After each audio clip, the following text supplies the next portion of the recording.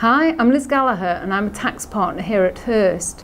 I give proactive tax advice to owner-managed businesses, and succession planning is a subject that frequently comes up. Following the passing of new legislation in 2014, which introduced attractive tax reliefs, the number of clients who've shown an interest in becoming employee-owned has increased considerably.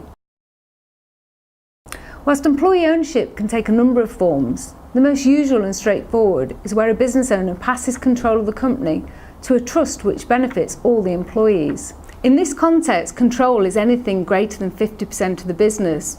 If structured correctly, the consideration received will be tax-free. So it's an attractive way for a business owner to get a good return, and if desired, they're able to stay in the business and run it as they did before. Employee ownership has proven commercial benefits and is a credible alternative to the traditional exit routes such as a management buyout or a trade sale.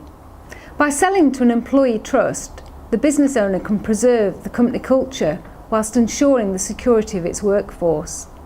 There are also financial advantages for the employees, one of which is that they can benefit from the success of the business through regular profit-related bonuses, of which up to $3,600 per annum can be paid completely free of tax. Hi, my name is Neil Smith. I'm the Managing Director of Kinetic Plc, which is an employee-owned business now. Well, for the last 2 years now, my responsibility as Managing Director of Kinetic is to look for the long-term planning for our staff and secure the independence and culture and values of what has always been a very independent business.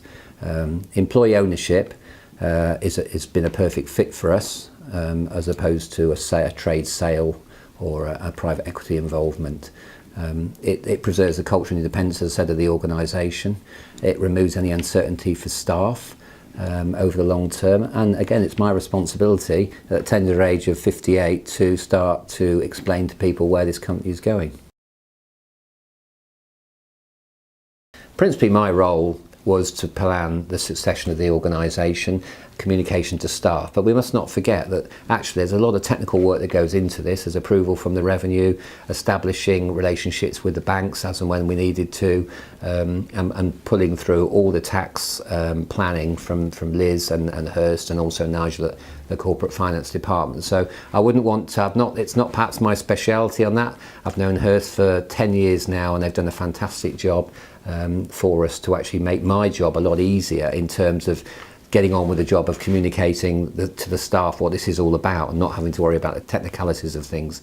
That's been extremely well executed by HURST.